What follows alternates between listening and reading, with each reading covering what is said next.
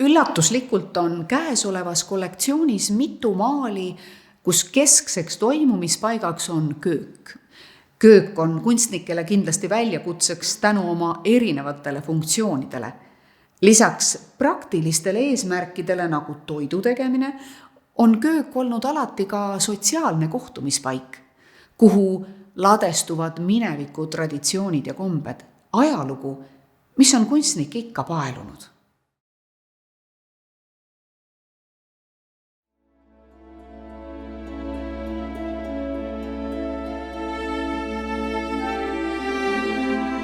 Nikolai Kummitsa haruldasest ja vähesest loomingust pärinev taluköök kannab ajastu pitserit. Kunstnik kujutab selle nappust, küürakil inimesi, vähest toitu. Kummits proovis sageli edasi anda eksistentsiaalset pinget ja meeleseisundit, maalides tihti armetut keskkonda. Käesolev teos on aga vaadeldav ka etnograafilise dokumendina, kus detailirohkus ja meeleolu annavad edasi tervet ajastut.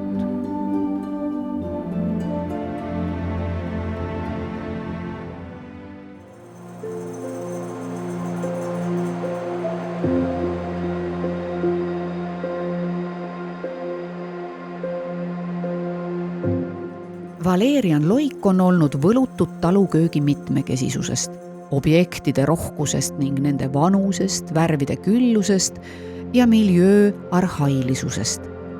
Ümberringi sõitsid trollid ja trammid, inimene lendas kosmosesse või üle ookeani, aga Loik otsustas astuda välja oma ajastust ning kujutada lapsepõlve.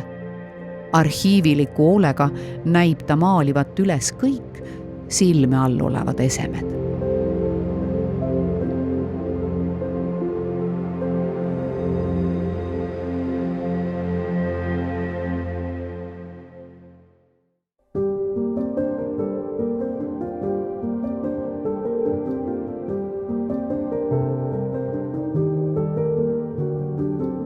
Boris Niinemäe otsus maalida 1970-ndatel ning välismaal elades traditsioonilist toidu tegemist taluköögis kannab endas ühtaegu igatsust möödunud aegade ja ruumide järele, aga ka soovi idealiseerida minevikku.